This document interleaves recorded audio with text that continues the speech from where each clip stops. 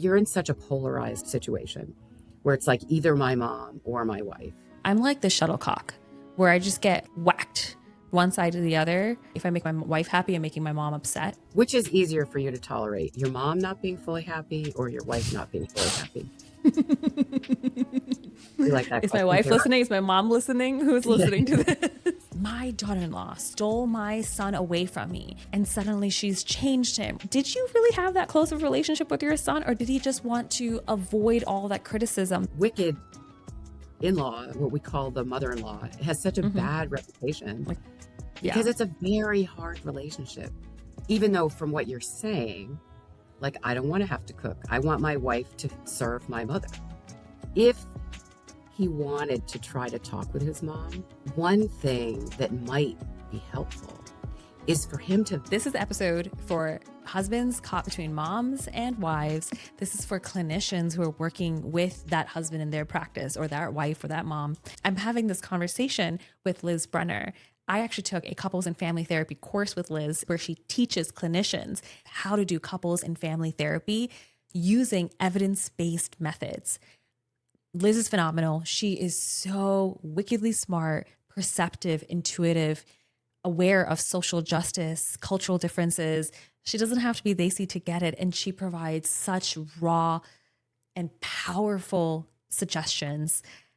I am so excited for you to listen to this. We actually ended up doing a role play where I acted like the husband cop between the wife and the mom, and Liz was a clinician asking me questions, and we just kind of worked through it, figured out what we would do in therapy, what the husband needs to hear, what he needs to think about, what changes can actually be made. Tell me what you think about this episode. It's a hard question, Heena.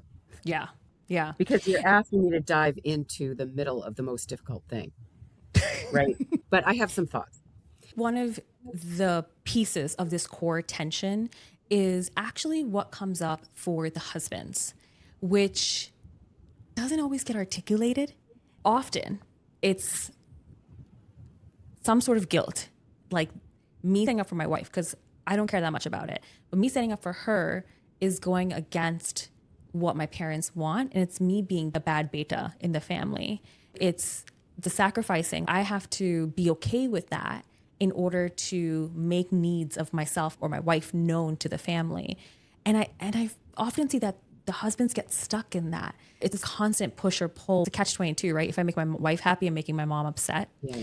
It's such a tricky thing when you're caught in a loyalty bind in a family.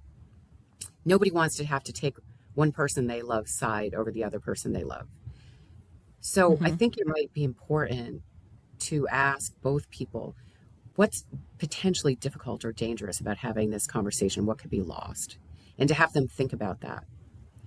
They coming in because status quo is uncomfortable enough for both of them, or sometimes it's wife mandated therapy, as Terry Real was saying, right? And another thing that I think is important to think about is what are each of their best hopes, given who they are and who their families are. What are each of their best hopes for how their family relationships could be and their couple relationship could be, so that it's good enough for everybody, each from their own perspective, to try to see where there's overlap. Because you're sitting in a situation where there's so much conflict and tension. And I'd be curious to know about where is there similarity and what are the risks of having this conversation. I think it makes a lot of sense when they come in with all this tension to try to find the common ground. Like, what are you hoping for your relationship, and getting them to team up against the problem not being the mother-in-law, the problem being the pattern that they get into when things about the in-laws come up. Right. So one way of trying to figure that out, and people can do this for themselves, is what happens between you when this tension is happening around the in-law relationship, right? What difficulties arise? The husband says she wants me to tell the in-laws to not expect dinner being made. She doesn't want to have to feed my mom, my family. Yeah. Right. Yeah. So when she makes that request of you, what happens inside of you? What's that like for you? I immediately feel like pressure and tension. Like, I don't want to deal with this. Yeah, that makes sense. And then what do you end up doing in relationship to your wife? I tell her to suck it up and make Mm. dinner this time. And in the future, I'll say something. You tell her that just try to do this now and I'll deal with it in the future. And Yeah. then how does she respond to that?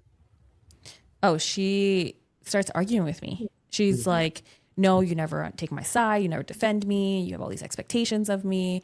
And you just don't get it. How much of a And burden this is on me. so there's a lot of tension between you and your wife around this. Is Yeah. that right? Yeah. First, I have two questions for you. One is that just putting her off and it's hard for you to actually address it?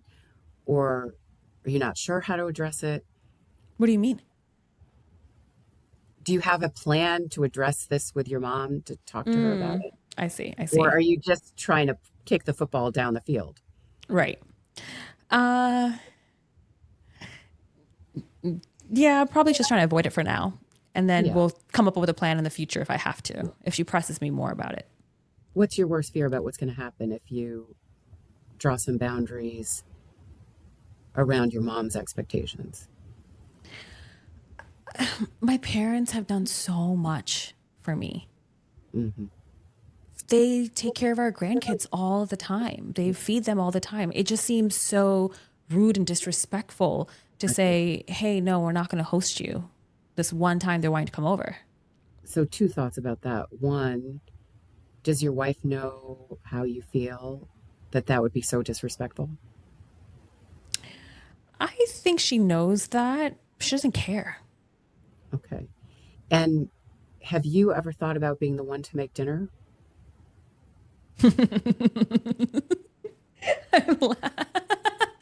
You've made me break character, Liz. Of course Okay. not. But Why would I maybe. make dinner? Well, but sometimes in that could lead to change, right? Is that a surprising question? It was in this moment. Yeah. Yeah. Well, So, I don't make the dinner, right? Like it's like and how does your mind's wife feel blown. about the fact that you don't make the dinner ever? I mean, she doesn't like it. She doesn't But like she knows I'm not like I just never cooked. I just never grew up cooking. My mom cooked, so Interesting. So it sounds like you were trained to be in a particular way that works for you, except when it doesn't work for your wife. Is that right? well, I kind of still want to be in that way, but she's just she's nagging. Yeah. When it Yeah. doesn't work for So her. you would prefer to be not doing the cooking. If it were possible that if you were taking on more responsibility for entertaining your mom in the ways that you feel like it should happen, and then your mom would be happy and your wife would be happy, would you be willing to consider that in some way? I would. The thought I'm having is my mom's not going to want to see me cook. I She see. wants to see me being taken care of, like she's taking care of me. I see. So, have you had any conversations with your mom about the differences between your life as a, was it 1.5, they see? Generation, yeah. Yeah. Yeah. Came here at a young Have you, age.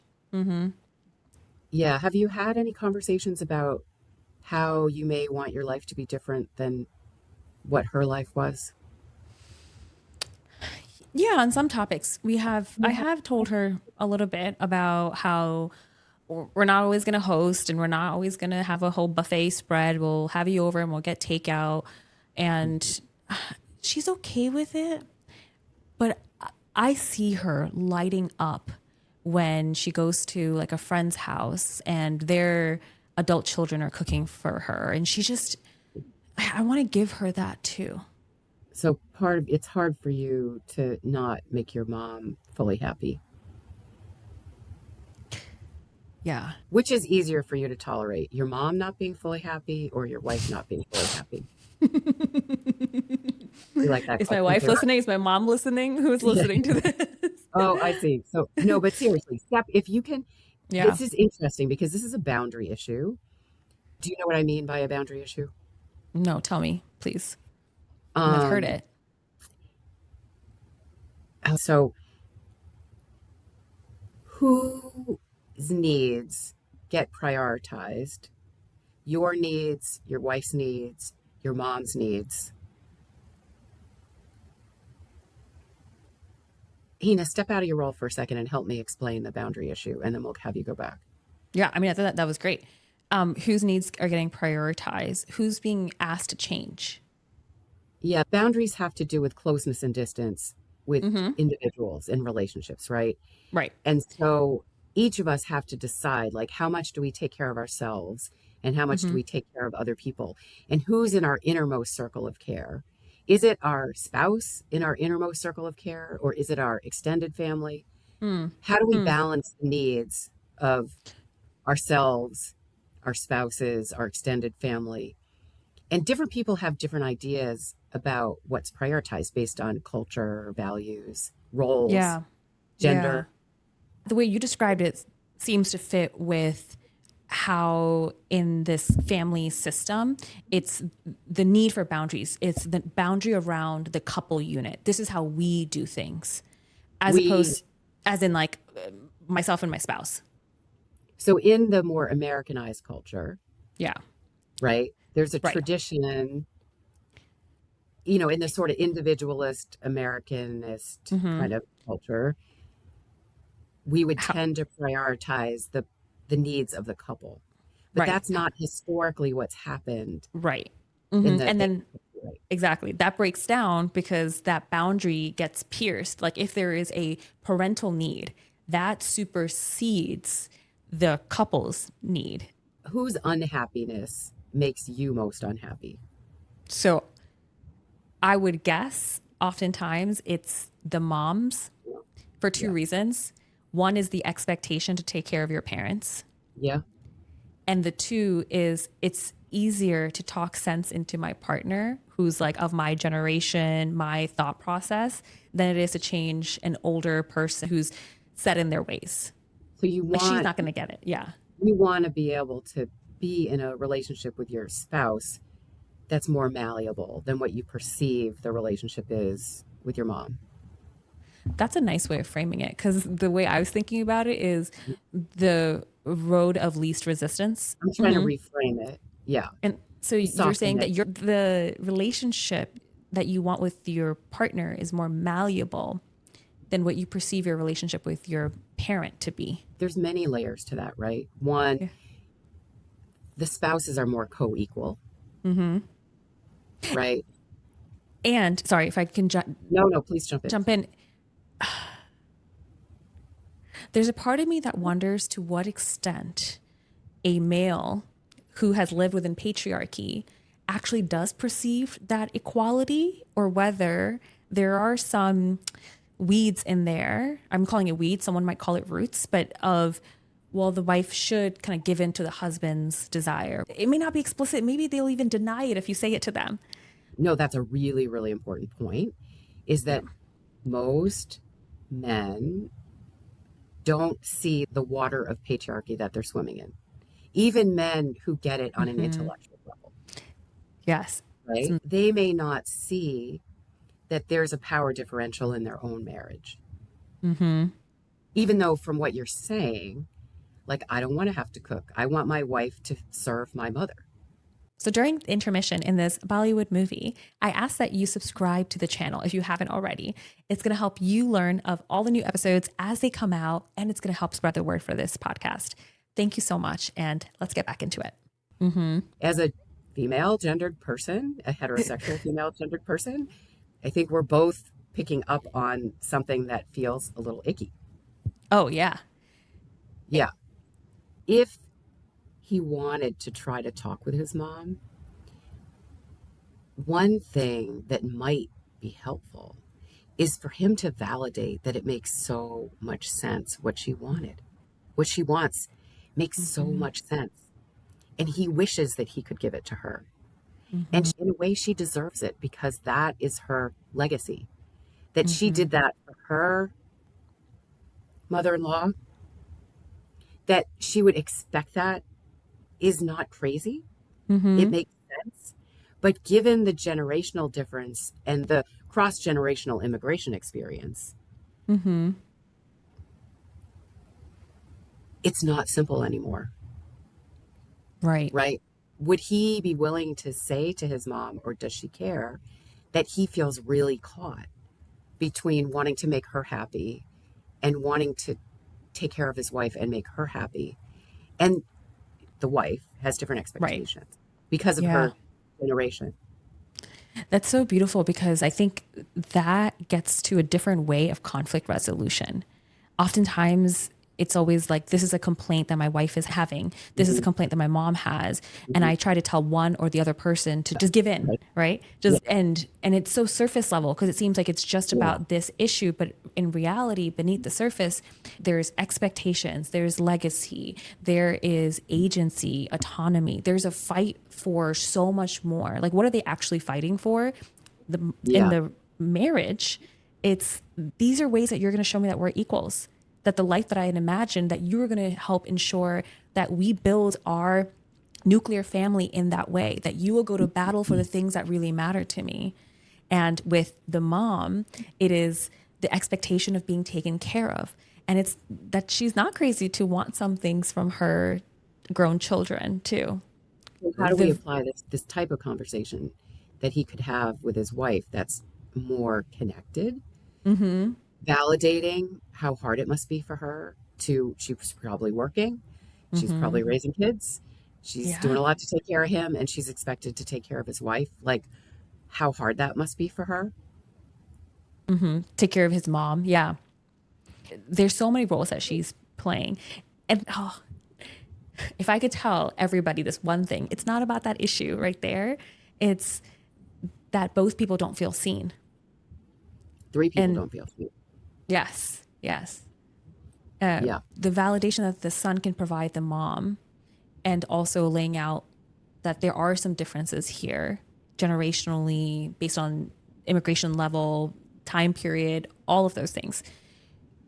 Now, with the wife, what would help provide some shift in perspective? What does a wife need to hear? Well, first of all, I would want to make him work a little bit. We're sort of presuming he's our, Yes. right, he's kind of our individual client right now. What do you think your wife needs to hear? Mm, You're spending so much of your energy pushing her needs away because they're inconvenient for you, for very good reason, because it's in conflict with what your mom wants. But this mm-hmm, is the woman you married. What are you mm-hmm. thinking that she needs from you? What do you think is truly hard for her about that? I suspect that there is a part of her that really wants there to be harmony in the family, Hmm. and she feels like she has to give up more. She has to do more, give up her wants, her desires in order to maintain that harmony. And part of it may come from the expectations that she grew up with, knowing how a daughter-in-law is like supposed to be. And I think that she might feel guilty too. Mm, Maybe. mm-hmm. So you're saying that you think there's a part of her that wants harmony and a part of her feels guilty for not fulfilling that role. But I'm wondering, what would be the downside for her of fulfilling that role on a deep level? Like, how might she feel if she had to fulfill that role all the time? How might that be hard for her as Oh, a person, not in yeah. relationship to other people? Mm, she probably feels like she doesn't have a choice. Like her autonomy is Right. taken away. Like now that she's entered our family, that she now has all these obligations that she just can't say no to, like she can say very easily to her own parents. Yeah, I imagine that could be true. Let me ask you to consider some other things. Okay. Do you think she might feel like she's less important to you than her mom? Oh, 100%. Yeah. Really? So what got in the way of you bringing that up? That's a good question. Does that make sense It's, to you? oh, yeah, yeah, yeah. It is to matter. I don't know how much it is to matter more than mom until the things pile up. Like when all that baggage gets accrued, then suddenly it's like he doesn't care about me. He's just deferring to whatever his mom says, and I don't matter to him. And so what she would be missing, or what does she stand to lose? Feeling like she matters enough that she can have influence. So it seems like a part of you knows that not mattering and not having influence is really important to her. Mm-hmm. And I'm wondering if you don't attend to that because it's pretty inconvenient because it puts you in such a loyalty bind. That's right. Yeah. And this may be completely wrong, but I wonder if mattering to you, her knowing that how much she matters, may be more important than exactly what happens. But I don't know. But I just would be curious to find out about that. So me telling her that she's important to me, that I care about her wants, her desires, her well-being, may be just as important as, or maybe more important than standing up for her and saying that, no, she doesn't have to cook dinner for my parents. Well, probably the words have to go along with some level of action, would be Mm-hmm. my guess. It can't be just platitudes. Right, You know what right. I mean? We're in such a polarized situation where it's like either my mom or my wife. Mm-hmm. And I would hope, but I don't know, if there was some way that it wouldn't have to be so either or. Right? I don't know. You tell me. You're the clinician. I'm over here stuck between my mom and my wife for so long. But all jokes aside, right now it's a dinner. Then next time it's, where are we celebrating the holidays? Or are the grandparents invited for the family vacation? Like there's always going to be something else. Mhm. What can I do that is going to, I don't want to say like avoid conflict altogether, but this is just like, it's such a pattern that keeps coming up because there's different people with different beliefs, different wants, and they tend to step on each other's toes. Okay. So I'm going to ask you a hard question. Yeah. What's your part of the pattern? So me as the husband Yes. and the son. It's interesting. I said Hmm. husband first. Yeah. I guess we were talking about couples therapy. Yeah. My role, my part in this pattern, I love badminton. I'm like the shuttlecock where I just get whacked one side to the other and I'm not really steering. You're not taking control of the game. Yes. Yes. Ooh. Okay. So that's a door to change. Uh-huh. And it's probably a scary door to open because it requires you to take some action. So, what I want you to think about is not the biggest possible actions. How could you take control of the game in a way that might help your wife to feel less burdened and like she mattered? One of the things I hear you saying is that there's always another thing. Yes. And I'm wondering if there's always another thing because there aren't any guidelines about any things. So Yes. everything is like a new thing. And Mm-hmm. I wonder if there's a small category of things Mm. that you and your wife could agree to set some guidelines around that's relatively small as an experiment. So she feels considered, and you could try to step a little toe into saying to your mom, I know this might be hard for you, but for my marriage, oh, you don't want to get your mom like mad at your wife. You want to protect that relationship. So it's going to be important for me. Mm-hmm. What you're saying is setting some guidelines, some expectations, having conversations about how the husband's nuclear family is going to deal with or move forward around a specific topic, a choice that they want to make, and having that discussion and framing it as this is important for me. For me. Mom having expectations that the family is going to visit every Sunday, like come over, I want to see the grandkids, and protecting that Sunday time and saying, okay, like once a month, we're going to come see you. That seems like it would be a pretty big move to me. Mm-hmm. Partly it's important to know what would be helpful for your wife. Yeah. Because I think that's also what happens is the husband who never really pushed for things growing up gets married and suddenly is now saying, no, no, no, I'm not going to do this. No, we're not doing that. And immediately all the blame Goes on gets the way. Yeah. exactly pin the tail on the And this donkey. happens in other cultures too, just so you know. Exactly. Right. Yeah, we're not Yeah. special. Our type of brown is not special for This this. this this in-law Yes. relationships, the wicked in-law, what is that? What we call the mother-in-law, it has such a Mm-hmm. bad reputation Like, because yeah. it's a very hard relationship in Mm-hmm. most cultures, right? Yeah. It's a And hard relationship. it is. And I was thinking about this today, how the perception that my daughter-in-law stole my son away from me. He was such a loving, darling son who never rejected anything I said, who always went along with everything. And suddenly she's changed him or she's pulling him away. And I was thinking about it and it's like, did you really have that close of a relationship with your son, or did he just want to avoid all that criticism that he was going to get from you and just defer to you for that reason? And was that the kind of relationship that you're wanting with him? It's sort of like this false impression sometimes that there was this genuine connection. And at the same time, I want to balance that with the real like pain and fear that the mom feels when the whole Well, it system is. feels destabilized, like Well, changed. this is why there's so many fights about weddings, right? Oh, Because yes. it is a huge change in Mm-hmm. the family life cycle where before you have a significant other, your family of origin is primary. And Mm-hmm. after you have a significant other, your family of origin is not primary. It's true, Mm-hmm.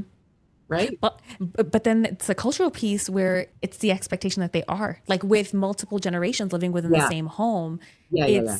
That's where On the there, paternal side, on the male yes, side. yeah, exactly. Yes. And so Yeah. and that, like you were saying, it's the value difference in between the generations, right? That's what makes it so hard sometimes because Yeah. you can't change the other person's values. And what you're trying to say is that making some of these changes in how we relate to one another or the expectations that you have of me and my partner, some of those things might need to change in order for there to be more harmony in our relationship, for us to have a meaningful relationship where we can live up to your expectations and we can honor those and you can honor also our needs. How can we have both parties feel content? I think that's what makes this feel so colossal of a thing or such a repetitive problem because it's easily evoked because of the differences in values and Yeah. expectations. Well, that gets to what are his values. If he can separate himself from the pressure from his wife and the pressure from his mother, in an ideal world, what kind of family would he want? Where there's no tension. It may be that he can't have that, but I wonder, has he even thought about what values is he feeling more connected to in terms of the kind of life he wants for himself? I pause because it's such an important question. And I would guess not something that is often thought about, even. Because there's no space for it. Is that right? Yeah. So he's suffering too. I think in a way we can feel a little more sympathetic to the women gendered people. But he's suffering too because does he even have the space to think about what does he want? Not having space to think about that, not being asked, and then all of the gender roles that are passed down intergenerationally too. The husband also plays that role of taking care of the parents, taking care of the partner. And so I wonder if one of the reasons why he doesn't have space to explore what his values are is because one of the most primary things he thinks about is being a provider. I wonder how much of that is tied to the inherited identity piece. I'm the male figure head. I need to solve the problems, right? And that's why a lot of the men will default to problem solving. And there is that emotional piece and a sort of burnout that they experience when they're constantly being pulled to mediate, to pick sides in the conflict between their moms and their wives. And I think the thing that you've shared is sometimes it's doing more work than they need to because it's so foreign to slow down, to inquire, think about what are your values, provide time to yourself to think about what kind of family life do you want to curate. And there's a lot of compassion for the husband there, for the son there. Is there something that you, in the family context, that you would do? What would you say to the mother-in-law or the wife? You know, they're part of the pattern. There's things that they are obviously contributing to this, but a way for them to have a different perspective on the conflict that happens between them. That's like going through the husband. What's it like to be stuck in this triangle? What's it like to be stuck in the place that you are in this triangle, in this triangular relationship? Oh, it sucks. Yeah. Yeah. What is the intention behind that question, would you say? The intention is partly around joining with people's experience to help them Yeah. feel seen so that they can be more reflective. Like, Yes. acknowledging that you're in a tough position, right? This is a tough position. Another question would be, what do you think it's like for the other two people to be stuck in their role in the triangle, right? So that how much can people step into the other person's experience? A bit of generating compassion, empathy for the other roles that are being played. Are there any other messages that you have for either the husband, the wife, the mom who are stuck in this triangle, in this bind? Anything that you'd want to say to them? Well, I think the one really important and very hard thing is insanity is doing the same thing over and over again and expecting different results, right? As Einstein said. There's so many different ways this can be solved. Each person has their own way, but all those ways are in conflict. Just trying to imagine the possibility of something a little bit new that might upset this apple cart that's very stuck. Right? To be creative. To be willing to. Yeah. Think about, what are your value? Like, what's mostly important here to you? Instead of who's doing what and who gets to do what. What kind of family relationships do you want to have? Right. And connecting on a deeper care that they have for the partner or the son, right? Like that's one of the most concrete things that connects, obviously, the mother-in-law and the daughter-in-law is their deep care for the husband, for the son, and using that as a launching pad, a scaffolding for trying to do something different, moving in a different way with one another. Yeah, that's a beautiful point. That though they're in conflict with each other, they both care deeply for the same person. Even though there are some value differences, that care, that love that exists for the son, the husband, that can be the driver, the motivator, real solid ground for people to explore what they can do differently in these relationships. One of the core parts of this community and many other communities that are collectivistic is that family relationships matter so much. And yes, that can be a source of tension sometimes. And it can also be an incredible source of resilience, a sense of, I have this whole community there to catch me. And I think that sometimes sitting in that can also help us feel a bit more rooted. The one other thing that strikes me in this moment is that it's a mystery how problems are going to get solved. When people are stuck, they each have ideas about what should happen, but they're in conflict. But you and I don't know the solution either, right? Yes. Each family form, each family unit is going to find different ways to solve the same problem. So just allowing for something to emerge through openness. I'm so glad you said that, because countless times we know this, people come to the work, to couples therapy, family therapy. Well, first, there's a lot of resistance, right? It's, oh, if I go to family therapy, then I'm going to be blamed for all the issues that my son's having in his marriage. And that's that's not the goal, or that this person's going to be the arbitrator or the mediator. And that's not the role that we play. It's really giving them the space, the opportunity to uncover the smallest changes that they're willing to make to create a shift in the relationship that aligns with their values. I think I needed to say that because in the Desi community, there's still a very low utilization access of mental health services, especially families. They consider it, and then one person says, no, I don't want to do that. I don't want to be blamed. And I'm hoping over time some of this is going to normalize and uncover what actually goes on in the therapy room, which is kind of like this. Even though this Desi mother-in-law, daughter-in-law drama is so tough, you just showed us how to slow it down. And I'm so excited for everyone to listen to this one. Doing the role play that we did creates that feeling, I think, that so many people experience.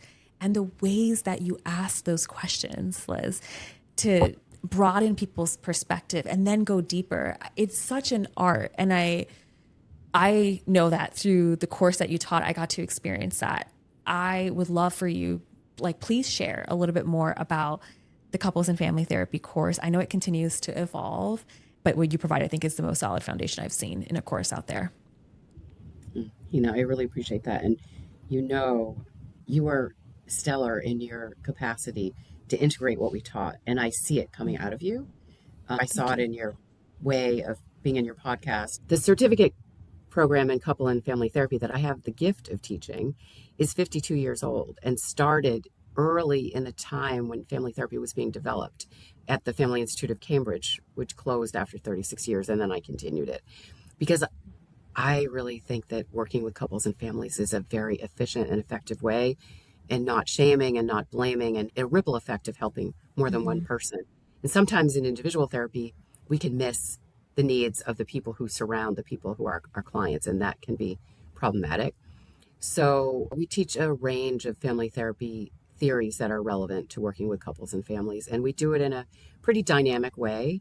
And what's been amazing is we've had a very interesting and diverse group. Last year, we had people who were living in Belgium, Portugal, Brazil, Saudi Arabia, and Boston area people, of course, because it's therapy training Boston and that's where we're located, but people from other states. And it's just been a beautiful experience. And, living in this hard world that we're all living in now, it's just a wonderful opportunity to be in a community of connected colleagues who are supporting each other on a mission.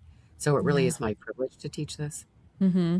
There's something very unique about this course, which is the mornings being more didactics, you learn the theory, but then the afternoons being where you literally provide us with transcripts so that we can start to integrate the language, the techniques of the different theories into practice. And then I love that there is a instructor who's in your ear, is coaching you so that you learn, for example, the way you say things also matters as a clinician. So for example, one of the questions that I learned is, and I continue to use this in my practice, is asking someone, how did you manage to do that? How you share this, saying it 4 different ways, right? Emphasizing different words in that question. Oh, right.